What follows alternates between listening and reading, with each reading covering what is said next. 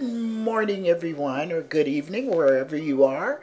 This is Dorcas Chandler at dorcasgazelle.com. I hope all of you are well and doing wonderful. I'm doing good. I'm still pressing toward the mark. I'm still on my journey of weight loss. I know I haven't been online making webcasts in a couple of weeks or so, but I just been trying to manage myself and manage some of the things that I've been going through in my body, and I'm doing really good. But I had to come online this morning. It's morning here where I am, okay? And because last night I had went to a meeting, and when I came home from the meeting, I needed to refocus and get my mind on something else, so I turned on the TV. And what I'm going to be reporting about this morning is about something that I seen on TV that really struck the core of my being and what I really believe that God is wanting me to share. And this is part of my journey also. And my topic is, if I can use a topic, which I will, is called Doctors Are People Too. Doctors are people too. And I was watching this movie because I was trying to go somewhere else in my thinking. And so I didn't know what this movie was about, and I didn't know if I was going to watch it. I didn't know if I was on PBS. I didn't know if I was on Trinity Broadcast, or I didn't know if I was on Daystar. I don't know where I watched this movie from, but I know that it was on one of those three because those are the three channels that I watch. I try to be very careful what I allow to go into my spirit. So anyway, when I turned on the TV, there was this program that was coming on, like I said, and there was this lady sitting up, and she had the scarf on her head, so it was obvious that she had cancer and that all of her hair was out. And so the doctor had came in, and he didn't have good news for his patient. And when he discussed the findings and the news that he had to tell his patient, she kind of took it like probably I would have taken it. And she said, you know, she didn't want any treatment and she didn't want anything. And so she was just going to let nature take its course. And I'm paraphrasing this in the way that I saw it. So when the doctor was saying, well, I have some pain medicine that I could give you, and she wanted to know, well, how long do I have to live? And so he went on to tell her and stuff. And so after he told her approximately how long she had to live, they got up and they left. But when the doctor came out of the room and was walking down the aisle, you could see just the anxiety of him not being able to help his patient. And so finally the doctor just walked off of his job. And when he walked off of his job, he went home and he had started drinking because he couldn't help his patient. And it was just overwhelming to him. And so as I was watching that, and they were going back and forth from the scene of the family with dealing with the cancer, the woman with the cancer and her children and her husband, and then they would go back to the doctor, and they were just going back and forth in different scenes. And I seen something different that I never ever thought about. Because you see, me, Dorcas, you couldn't get me to go to the doctor. And when I went to the doctor, the only reason why I would go is because I had a cold or something bothering me that I need something, and that was it, and I'm gone. Now I'm under a doctor.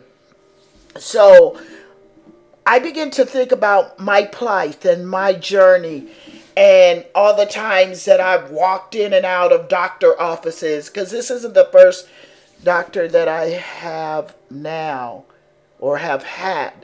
But back to the movie was this doctor agonized, and he threw away his whole career with just drinking and just agonizing over the fact that he couldn't help his patient. And I thought about that this morning when I woke up.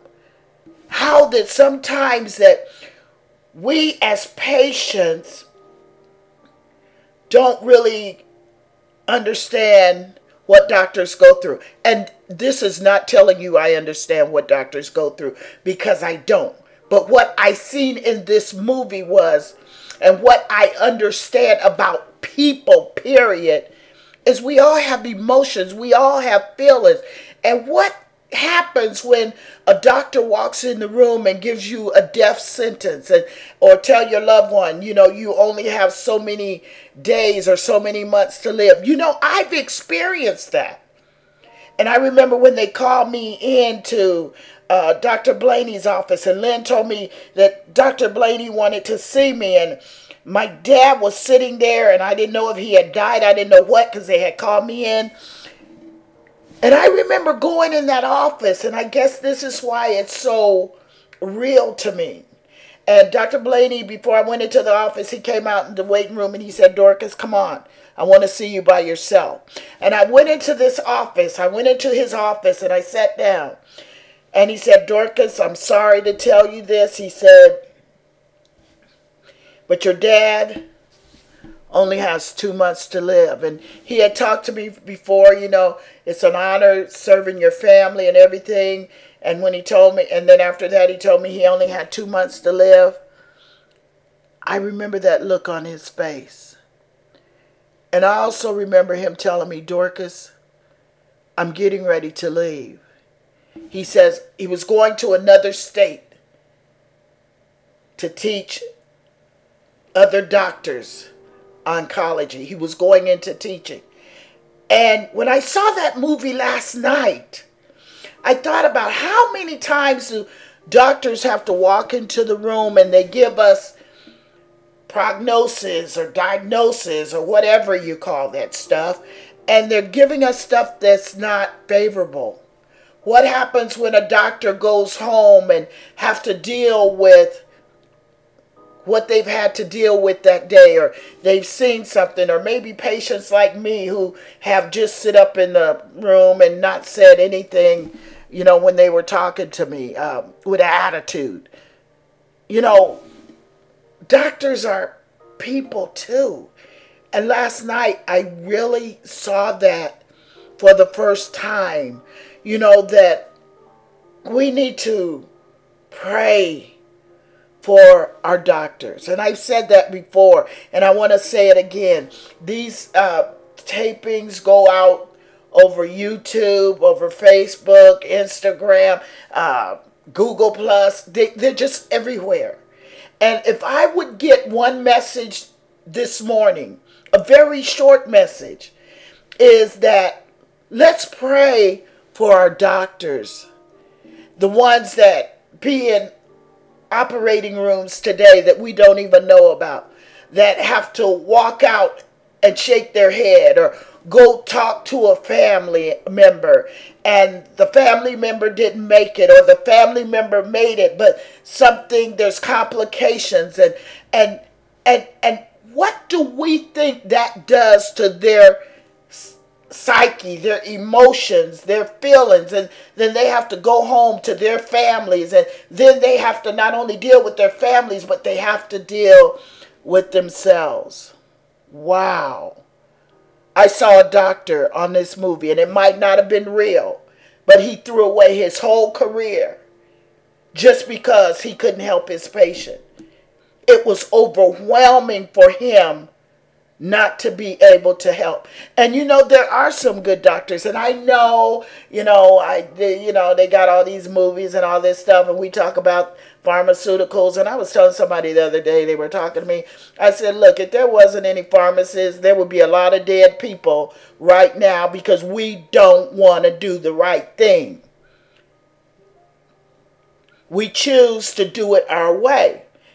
I'm guilty. I've did it my way for many years. I'm older now and I'm trying to get it together. And I wish I had got it together way back then when my mom was telling me, Dorcas, you need to go to the doctor. I ain't going to no doctor. Well, go to the doctor for what?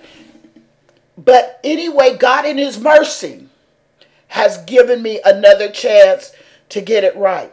So, Dorcas, why would you report this as part of your journey?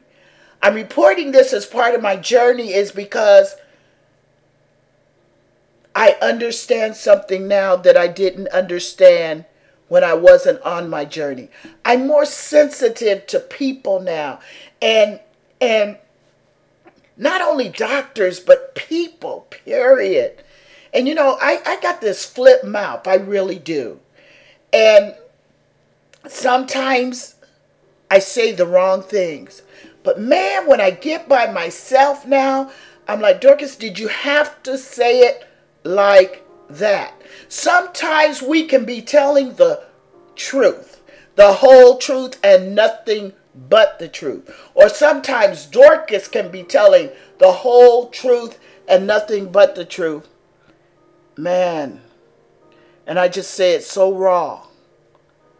And, it's like take it or leave it. But now, because of the way that I'm trying to make changes from within, I'm asking God to change me from the inside. And I want to tell you, it's never too late. You may say, well, I'm old now, so am I. I'm older than what I was yesterday. But we have to understand that the greatest investment that God has ever made is not our money, it's not our cars, it's not where we live, it's not our titles, it's not our education, it is people. And I'm asking God to make me more like him. I really want to be more like him. Because I don't believe that we can just walk into heaven and see God when we die and we haven't invested in people. I really don't. And I have always tried to invest in people, but I need to try, and I am trying to make sure that I check myself. And so I do pray for my doctor. And that's where I'm here. And I know that a lot of people that come to my website, not all, are people that go to church. They're Christians. You could be Jew, Gentile, Protestant. Don't matter. It's just what we need to do as far as respecting humanity. Humanity. Humans. Human beings. We have got to learn to respect each other better than what we do. That's why we can shoot down somebody and don't think nothing about it. That's why we could talk about each other and it don't mean nothing. Maya Angelou was my biggest, I love Maya Angelou. I loved her writings. I still do because I'm a writer. But Maya Angelou said something, and it might not be quite like this, but this was the gist of what she was saying. She said, when people come into her house, she never let them talk about somebody else. She says, because when you talk about somebody else, she says, it gets in your pillows, it gets in your couches, it gets in your walls, and then this is what she said, and eventually it gets in you. Wow. How much stuff is in us because of something that we have discussed with other people? There's a lot of stuff in me that I've talked with other people and have caused me to have my own opinion about those people. It's not good. I'm asking God to help me. I want to change from within. I want to make sure that when I breathe my last breath, that it's not about what you guys are saying. Oh, Dorcas was this and Dorcas was that. I want to know what is it that God is saying about Dorcas. Because really, at the end of the day, human beings don't have nothing to do with what God says about our life. It's God that knows the ins and out about Dorcas. So while we're on this journey, I just want to come today and ask you, will you remember your doctor in prayer? And maybe even, I don't know what to do. You know, the doctors were waiting on me when I was in Kaiser with 2 blood clots in my lungs, excuse me. And I remember my friends baking cakes, and I've talked about this before. They bake cakes, do you hear me? And sent them to the floor that I was on for all the doctors and nurses. You think I didn't get carte blanche services? They came in there, Dorcas, this bakery have bought all these cakes. And it said this, thank you for taking care of our friend. When is the last time you told your doctor thank you? And really mean it. For their services, for the things that they do. When is the last time you showed some appreciation to the nurse? To the people at the front office? You know, it's easy to talk about those people, but how many times do we walk in and out and just feel like, hey, I'm paying you, you guys make all that money, live in all these big houses, so what? We have a responsibility and an obligation to be kind to everybody. And I'm getting off because I just wanted to say that doctors are people too. And I hope this will make